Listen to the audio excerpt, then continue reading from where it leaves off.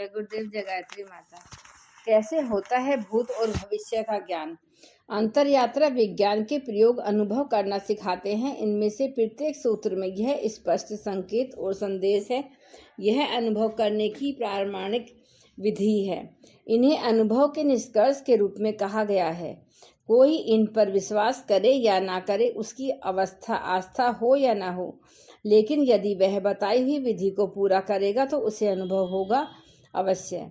यही बात उसके वैज्ञानिक आधार को पुष्ट करती है। यह बात उतनी ही स्पष्ट और प्रामाणिक है जितनी कि अग्नि की दाहकता अथवा बर्फ की शीतलता। इसके लिए किसी विश्वास की जरूरत नहीं है। कोई भी जो अग्नि के समीप या बर्फ के निकट जाएगा उसकी दाहकता या शीतलता से परिचित होगा ही। एक निर्धारित समय सीमा के बाद उसमें जलने या गलने के लक्षण आने लगेंगे।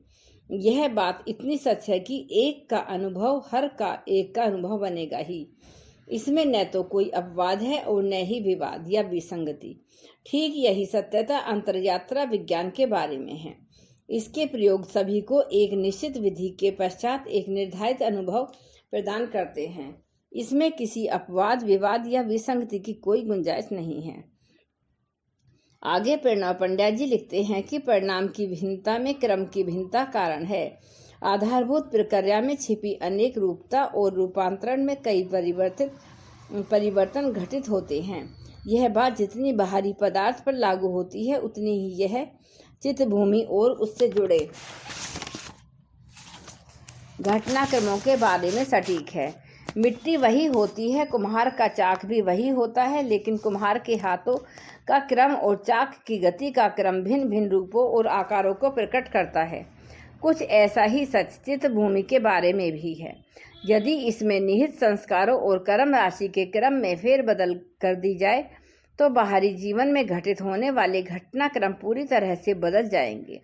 तब फिर जीवन क्रम के बारे में बताए जा रहे हैं ज्योतिषी आंकलन काम न आ सकेंगे। केवल अंतर्दृष्टि संपन्न व्यक्ति ही इस परिवर्तित क्रम की सच्चाई जान सकेंगे।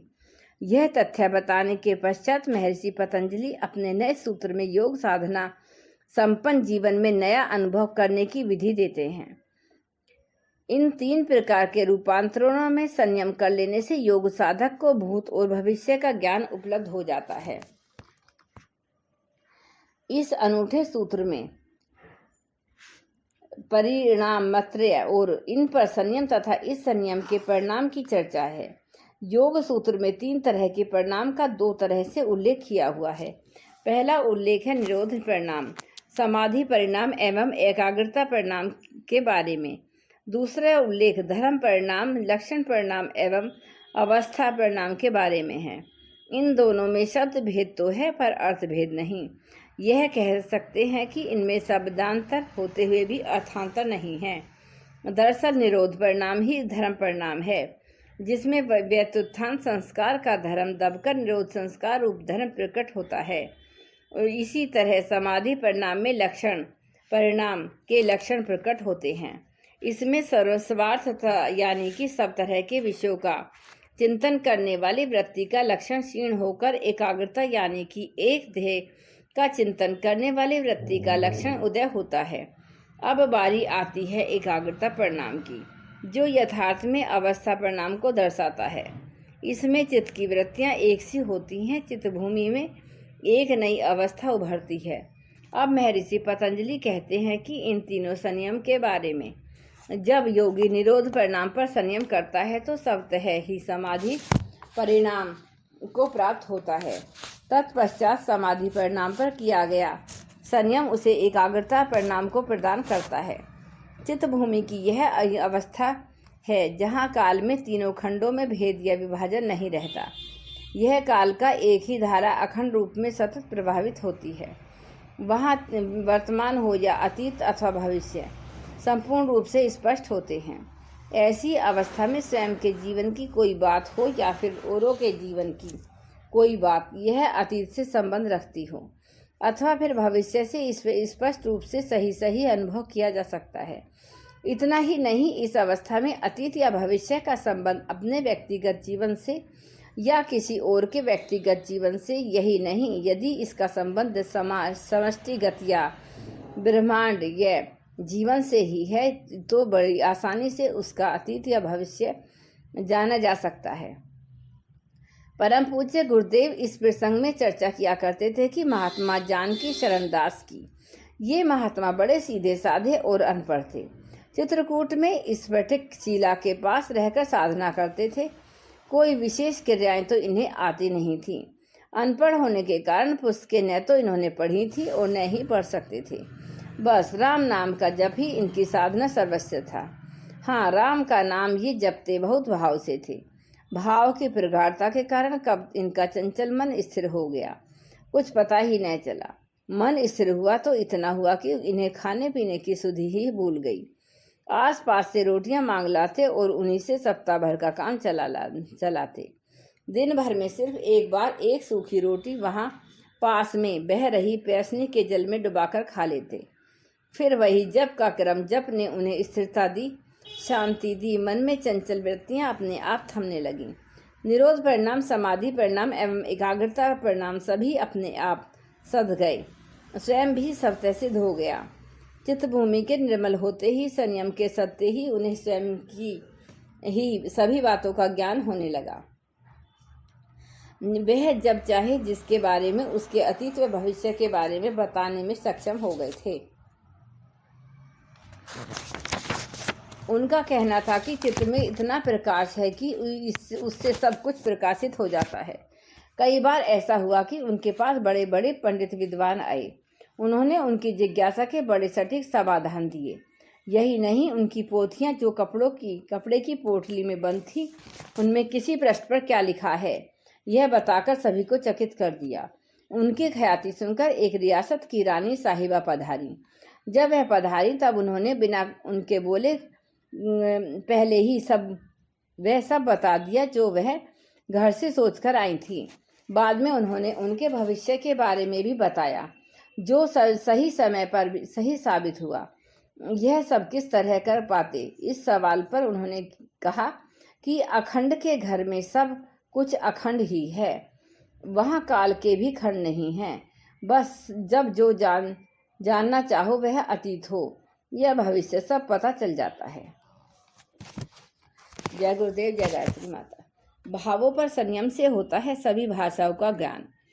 अंतरयात्रा विज्ञान के प्रयोग अपनी प्रगाढ़ता व परिपक्वता के अनुरूप योग साधक के अनुभव को क्रमिक रूप से सूक्ष्म व व्यापक बनाते हैं।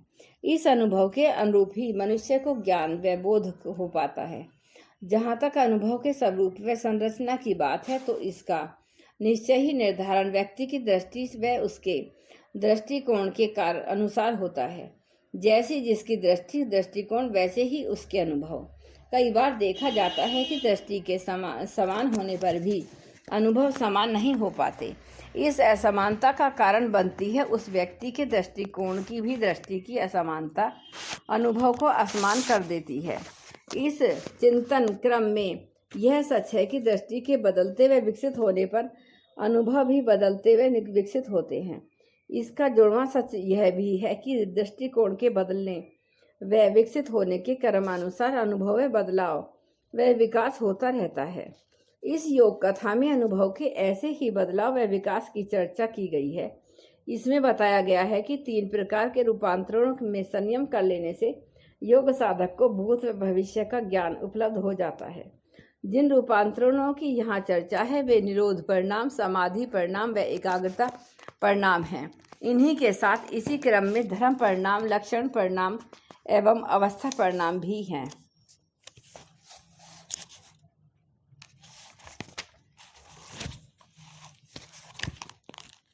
इन तीनों रूपांतरणों के 2 समूह में भेद केवल शब्द का है, अर्थ का नहीं। जब इन रूपांतरणों की घटना योग साधक के चित्त में घटित व विकसित होती है तो उसकी चेतना काल के अविभाजित या अखंड स्वरूप का साक्षात करने में समर्थ होती है। यह वह वर्तमान के साथ अतीत व भविष्य को भी समान रूप से देख सकता है, जान सकता है और अनुभव कर सकता है। इस अनुभव को बताने के पश्चात महर्षि पतंजलि अपने नए सूत्र में योग साधना के एक सर्वथा नए अनुभव की विधि प्रदान करते हैं। शब्द, अर्थ और उसमें अंतर्निहित विचार या भाव, ये सब आपस में मिले जुले हुए हैं, परस्पर घुल मिलकर मन में एक साथ चले जाते हैं।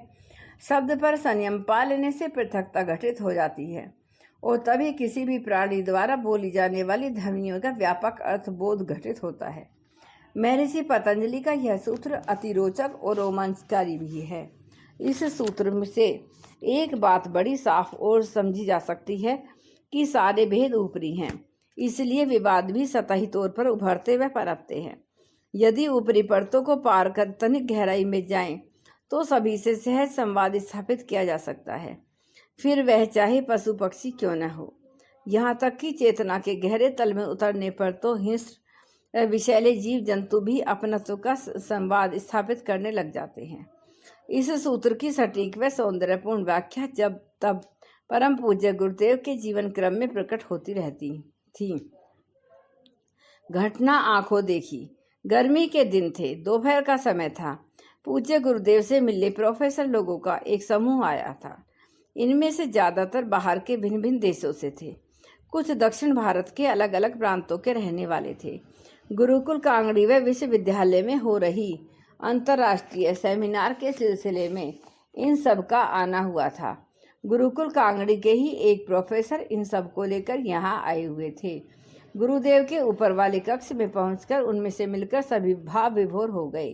प्राय सभी को लालसा थी कि गुरुदेव से अपने मन की बात कहें, अपने जिज्ञासाओं के समाधान पाएं। लेकिन उनमें से कोई ब्राजील का था तो कोई स्पेन, कोई फ्रांस का था। जो भारत के थे वे भी तमिल, कन्नड़ या तेलुगु बोलते थे। बड़ी अजीब सी स्थिति बन गई। पहले उनमें से कोई फ्रांसीसी या स्पेनिश में बोलता, फिर उसका पहले अंग्रेजी के बाद हिंदी में अनुवाद होता। इसके बाद गुरुदेव बोले गए हिंदी शब्दों का पहले अंग्रेजी में, बाद में उनकी भाषाओं में अनुवाद होता। कुछ मिनटों तक यह स्थिति रही। इसके बाद पूज्य गुरुदेव ने इस घटनाक्रम के सारे सूत्र अपने हाथ में लेते हुए उन सब से कहा, आप सब अपनी अपनी भाषाओं में अपनी अपनी बात कहें, मैं सबको समझ लूँगा और मैं जो कहूँगा वह आप समझ लेंगे। इसके बाद जो बातचीत का यह अनूठा सिलसिला शुरू हुआ। आए हुए प्रोफेसर विशिष्ट विद्वान तमिल, कन्नड़, स्पेनिश, फ्रेंच आदि भाषाओं में अपनी बात कहने लगे। पूज्य गुरुदेव बड़े आराम से हिंदी में उनका समाधान देने लगे। देर तक, लगभग 1.5 से 2 घंटे तक यह सिलसिला चलता रहा। गुरुदेव उन सब की अलग अलग भाषाओं को आसानी से समझ रहे थे। इसी तरह से वे भी गुरुदेव की बातों को बड़े आराम से समझ पा रहे थे। सुनने वालों की भाव मुद्रा, उनकी आंखों में चमक, माथे की लकीरें, यदा कदा उनके छलकते हुए आंसू सारी कहानी कह रहे थे। बातचीत के अंत में सभी के चेहरे पर श्रद्धा व संतुष्टि के भाव थे। उनके चले जाने पर इस घटना के साक्षी उनके ही एक शिष्य ने इस चमत्कार का रहस्य पूछा। इस पर वह बोले, अरे बेटा, इसमें कोई चमत्कार नहीं है। और तब उन्होंने योग सूत्र के विभूति पाद के इस सूत्र की चर्चा करते हुए कहा, महर्षि पतंजलि ने भी इसकी चर्चा की है। अगर व्यक्ति एकाग्रचित होकर अपने ध्यान को केंद्रित करता है तो वह एक हो जाता है और तब निर्विचार होकर किसी भी ध्वनि को सुना जा सकता है। तब वह ध्वनि ही अपने भीतर छिपे हुए सत्य को स्पष्ट कर देती है। ऐसी स्थिति में इस ध्वनि को सुनने के लिए भाषा के किसी ज्ञान की आवश्यकता नहीं है, बल्कि व्यक्ति को मौन को समझना आना चाहिए। अगर व्यक्ति शांत हो तो वह मौन को अंतर्मन से उठाने वाले भाव व विचार को आसानी से समझ सकता है। इसी क्रम में अब उन्होंने अपने हिमालय प्रवास की भी चर्चा की। उन्होंने बताया कि उस समय सांप, गिलहरी, जंगली भालू, शेर आदि जानवर और अनेक पक्षी उनके घनिष्ठ मित्र बन गए थे। साधना के अतिरिक्त समय से वे सब आकर उनसे मन की बातें किया करते थे। इनमें से कुछ को अपने पिछले जन्मों के कर्मों का ज्ञान था। वे अपने इन कर्मों का प्रायश्चित करके इन योनियों से उबरना चाहते थे। बातचीत के इस क्रम में गुरुदेव ने बताया कि उनकी यह विचित्र मित्र मंडली बिना मांगे ही उन्हें उनकी अपनी सारी सामर्थ्य के अनुसार सहायता सेवा भी करती थी। उनसे बातें करने में भी कभी कोई कठिनाई नहीं होती थी। गुरुदेव के इस अनुभव में स्पष्ट हो रहा था कि शब्द पर संयम करने से अर्थ को कैसे स्पष्ट हो जाते हैं। जय गुरुदेव, जय गायत्री माता।